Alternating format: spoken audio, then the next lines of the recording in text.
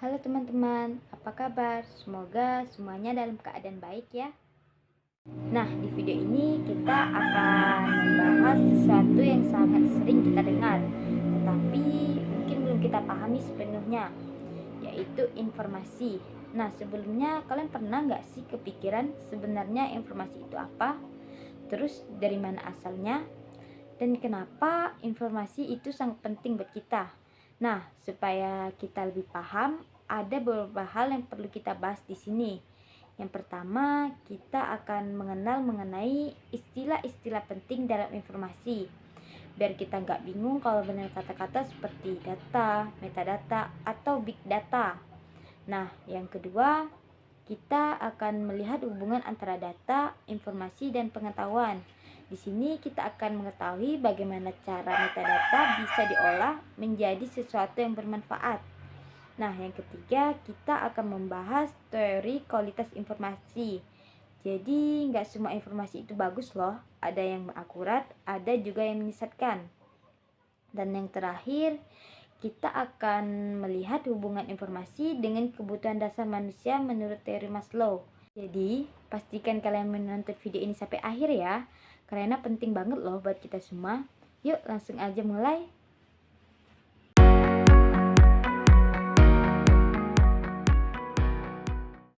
Halo teman-teman, kembali lagi di video ini. Nah, sekarang kita akan masuk ke pembahasan intinya. Di sini kita akan membahas mengenai istilah-istilah penting dalam dunia informasi. Nah, mungkin beberapa dari kalian sudah sering mendengar istilah-istilah ini. Tapi di sini kita akan menjelaskan mengenai maknanya. Jadi yuk kita bahas satu persatu dengan cara yang sederhana dan mudah dipahami. Oke, kita akan mulai dari yang paling dasar, yaitu data.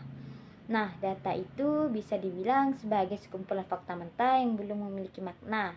Misalnya, angka-angka dalam daftar nilai siswa sebelum dihitung rata-ratanya. Nah, itu masih berupa data. Nah, data ini bisa berupa angka, teks, gambar, atau bahkan suara. Tapi kalau data ini belum diolah, ya belum bisa memberikan informasi yang jelas. Yang kedua itu ada pengetahuan.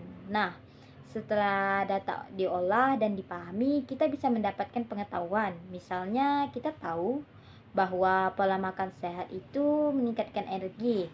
Itu artinya kita telah menggunakan informasinya tentang gizi dan mengubahnya menjadi pemahaman yang bisa diterapkan dalam kehidupan sehari-hari. Jadi, bisa dibilang pengetahuan itu adalah informasi yang sudah dipahami dan bisa digunakan. Selanjutnya itu ada metadata. Metadata itu sederhananya adalah informasi tentang data. Misalnya saat kita mengambil foto menggunakan ponsel tanpa kita sadari, itu ada metadata yang tersimpan seperti waktu pengambilan, lokasi, dan jenis kamera yang digunakan. Nah, metadata ini sangat berguna karena membantu kita memahami lebih banyak tentang sesuatu data. Sekarang kita masuk ke big data. Nah, setiap hari kita menghasilkan jutaan data dari berbagai aktivitas seperti postingan di media sosial, transaksi online, ataupun sekedar mencari sesuatu di internet. Nah, big data ini adalah kumpulan data dalam jumlah yang sangat besar yang membutuhkan teknologi khusus untuk dianalisis. Nah, contohnya itu dari jutaan pengguna aplikasi belanja yang digunakan untuk memprediksi tren produk populer. Yang kelima itu ada infografis. Nah, kalau kalian pernah melihat informasi dalam bentuk gambar, diagram, ataupun grafik yang menarik, nah itu namanya infografis. Nah, infografis ini digunakan sebagai informasi yang lebih mudah dipahami. Nah, daripada membaca teks, kita bisa melihat ringkasan visual yang lebih simpel dan menarik. Yang keenam itu ada basis data. Nah, basis data ini adalah tempat penyimpanan data yang terorganisir agar mudah dicari dan digunakan. Contohnya itu di perpustakaan digital. Di sana ribuan buku tersimpan dalam sistem komputer sehingga kita bisa mencari buku berdasarkan judul ataupun pengarangnya dengan cepat. Yang ketujuh, cloud computing. Cloud computing ini adalah teknologi yang memungkinkan kita untuk menyimpan dan mengakses data melalui internet. tanpa harus menyimpannya di perangkat pribadi. Contohnya seperti Google Drive dan Dropbox yang memungkinkan kita untuk menyimpan file dan membukanya kapan saja dan di mana saja, asalkan ada koneksi internetnya. Yang kedelapan itu ada sistem informasi. Nah, sistem informasi ini adalah kombinasi antara teknologi dan manusia untuk mengelola data menjadi informasi yang berguna. Contohnya itu seperti sistem absensi online di sekolah yang mencatat keadaan siswa secara otomatis dan memberikan laporannya kepada guru atau pihak sekolah. Yang kesembilan itu ada analisis data. Nah, kalau kita bicara tentang data, ada juga yang namanya analisis data. Nah, ini adalah proses untuk mencari pola atau wawasan dari data yang ada. Misalnya, perusahaan menggunakan analisis data untuk mengetahui produk apa yang paling disukai pelanggan berdasarkan riwayat pembelian mereka. Nah, dengan begitu mereka bisa menentukan strategi bisnis yang lebih efektif. Yang ke-10 itu ada keamanan informasi. Nah, di era digital seperti sekarang ini, data kita itu harus dilindungi dari ancaman seperti peretasan atau pencurian. Nah, salah satu cara menjaga keamanan informasi itu adalah dengan menggunakan kata sandi yang kuat dan enkripsi data agar informasi kita tetap aman. Nah, itu tadi beberapa istilah penting dalam dunia informasi. Semoga penjelasan yang saya berikan dapat dipahami ya.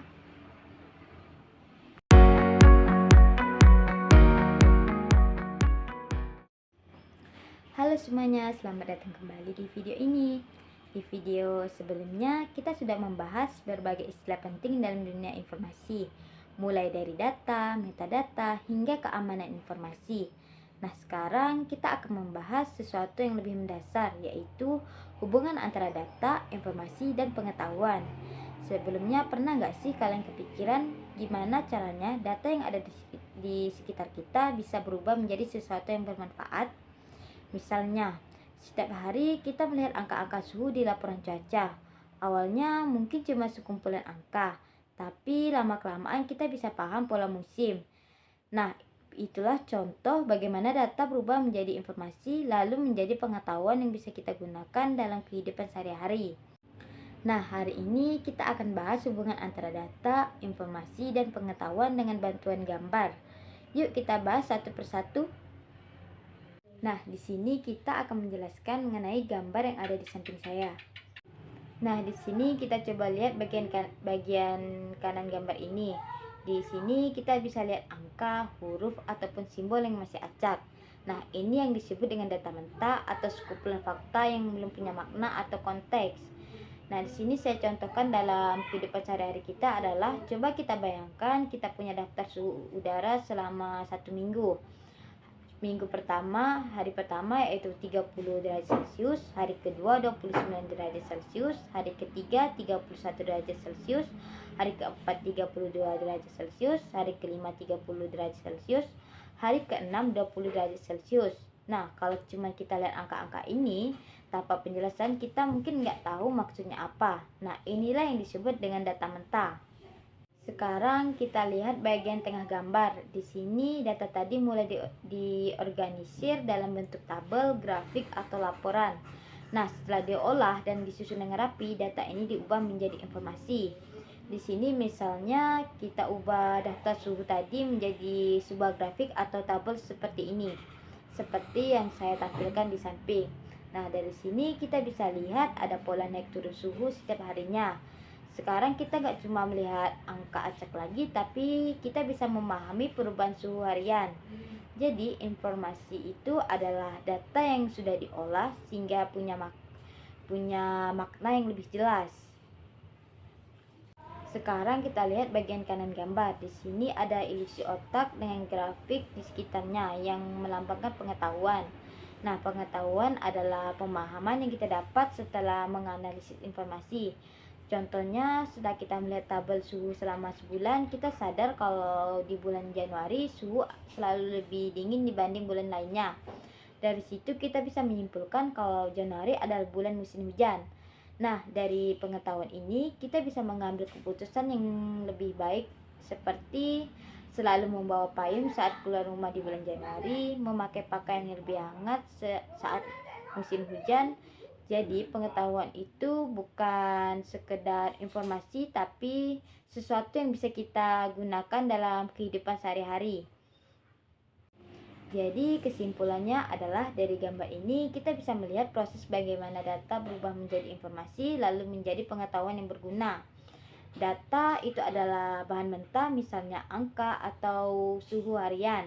Sedangkan informasi adalah data yang sudah diolah, misalnya tabel atau grafik suhu. Setelah itu pengetahuan. Nah, pengetahuan adalah pemahaman yang kita dapat dari informasi, misalnya mengenai pola musim berdasarkan suhu. Nah, proses ini gak cuma penting buat memahami cuaca, tapi juga berguna di banyak bidang seperti pendidikan, bisnis, teknologi, bahkan di kehidupan sehari-hari pun. Jadi dengan memahami konsep ini kita bisa lebih bijak dalam menggunakan data dan mengambil keputusan yang lebih baik. Halo teman-teman, selamat datang lagi di video kali ini. Nah, pada video sebelumnya kita sudah membahas tentang hubungan antara data, informasi, dan pengetahuan. Nah, di video ini kita akan menggali lebih dalam lagi mengenai beberapa teori tentang kualitas informasi menurut beberapa pakar terkemuka. Nah, kualitas informasi itu bukan hanya soal akurasi, tetapi juga tentang relevansi, ketepatan waktu, dan bagaimana informasi itu disampaikan. Nah, langsung saja yuk kita lihat apa kata para pakar tentang kualitas informasi yang benar-benar bisa membantu kita dalam pengambilan keputusan yang lebih baik. Jadi, seperti yang tadi sudah saya sampaikan, ada beberapa teori yang perlu kita ketahui tentang kualitas informasi. Sekarang mari kita lihat teori-teori tersebut satu persatu supaya kita bisa lebih paham lagi mengenai apa yang sebenarnya membuat informasi itu berkualitas. Nah, yang pertama itu ada Lieberfeld, Souben, dan Bodard. Mereka mengatakan bahwa informasi yang berkualitas itu harus memiliki 5 hal yang penting, yaitu relevan, lengkap, benar, terukur, dan akurat. Jadi kalau informasi itu nggak sesuai dengan kebutuhan kita, atau kurang lengkap, atau malah mengandung kesalahan, maka informasi itu nggak bisa dianggap berkualitas. Yang kedua itu menurut Tata Sutarbi menambahkan bahwa informasi yang baik itu harus tidak hanya akurat tetapi juga tepat waktu dan relevan. Misalnya informasi hasil ujian yang harus tepat waktu dan hanya untuk mata pelajaran yang kita ambil. Yang kedua itu menurut Max Leon juga memberikan pendapatnya dan ia bilang informasi itu harus lengkap, akurat, tepat waktu, dan relevan. Kalau semua kriteria ini dipenuhi, baru informasi itu bisa dikatakan berkualitas. Nah, yang keempat itu menurut Bambang Hartono ini fokus pada cara penyajian informasi. Nah, menurutnya informasi yang baik itu harus mudah dipahami, relevan, dan akurat. Jadi, kalau ada laporan keuangan misalnya penyajian harus jelas dan tidak penyajiannya itu harus jelas dan tidak membuat kita bingung. Yang terakhir menurut Azhar Susanto. Nah, Azhar Susanto ini mengatakan bahwa informasi itu harus relevan untuk mengambil keputusan dan mudah dipahami oleh semua pihak yang berkepentingan, seperti halnya dalam laporan keuangan yang harus transparan dan jelas. Nah, dengan pembahasan ini kita jadi lebih paham kan bagaimana informasi yang berkualitas itu sangat penting untuk membantu kita dalam membuat keputusan yang tepat. Nah, semoga penjelasan tentang teori-teori kualitas informasi ini bermanfaat dan jangan lupa untuk terus cek informasi kita agar kita tidak salah paham mengenai informasi. Halo semua, selamat datang di video terakhir saya. Di video kali ini saya akan membahas bagaimana informasi bukan hanya sekedar angka ataupun data, tetapi juga berperan penting dalam memenuhi berbagai kebutuhan kita. khususnya berdasarkan teori Maslow. Seperti yang kita tahu, teori Maslow ini membagi kebutuhan manusia ke dalam 5 tingkat, mulai dari yang paling dasar hingga yang paling tinggi. Yang menariknya adalah informasi itu sangat berperan penting di setiap tingkat kebutuhan ini. Jadi yuk kita simak bersama. Yang pertama, kita punya kebutuhan fisiologis. Ini adalah kebutuhan dasar kita untuk hidup seperti makan, minum, dan tempat tinggal. Nah, informasi berperan penting di sini. Misalnya, informasi tentang ketersediaan makanan yang sehat ataupun tempat tinggal yang aman. Tanpa informasi yang jelas dan tepat, kita bisa kesulitan memenuhi kebutuhan ini. Setelah kebutuhan fisik terpenuhi, kita beralih ke kebutuhan keamanan. Nah, kebutuhan ini lebih kepada rasa aman baik fisik maupun emosional. Informasi tentang kondisi lingkungan yang aman, perlindungan hukum, ataupun akses ke layanan kesehatan sangat penting di sini. Informasi yang baik bisa membantu kita merasa lebih aman dari kehidupan sehari-hari. Selanjutnya, kita masuk ke kebutuhan sosial. Seperti yang kita tahu, manusia ini adalah makhluk sosial. Kita butuh hubungan dengan orang lain. Di sini informasi juga berperan besar. Misalnya, informasi tentang bagaimana membangun hubungan yang baik dengan teman, keluarga, ataupun komunitas. Bahkan, informasi tentang dukungan sosial atau jaringan yang bisa kita manfaatkan juga penting untuk memenuhi kebutuhan ini. Selanjutnya adalah kebutuhan penghargaan. Setelah merasa diterima, kita ingin dihargai dan diakui. Disinilah informasi punya peran. Misalnya informasi tentang pencapaian kita, umpan balik positif, atau pengakuan dari orang lain yang bisa meningkatkan rasa harga diri kita. Nah, semua itu bisa memotivasi kita untuk lebih berkembang. Selanjutnya itu adalah kebutuhan aktualisasi diri. Nah, kebutuhan ini adalah kebutuhan kita untuk mencapai potensi diri yang sebenarnya.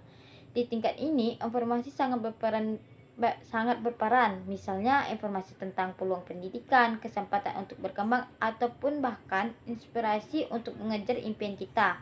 Semua ini membantu kita untuk berkembang menjadi versi terbaik dari diri kita. Nah, itu tadi adalah pembahasan kita tentang bagaimana informasi memainkan peran penting dalam kehidupan kita, terutama dalam memenuhi berbagai kebutuhan sesuai dengan teori Maslow.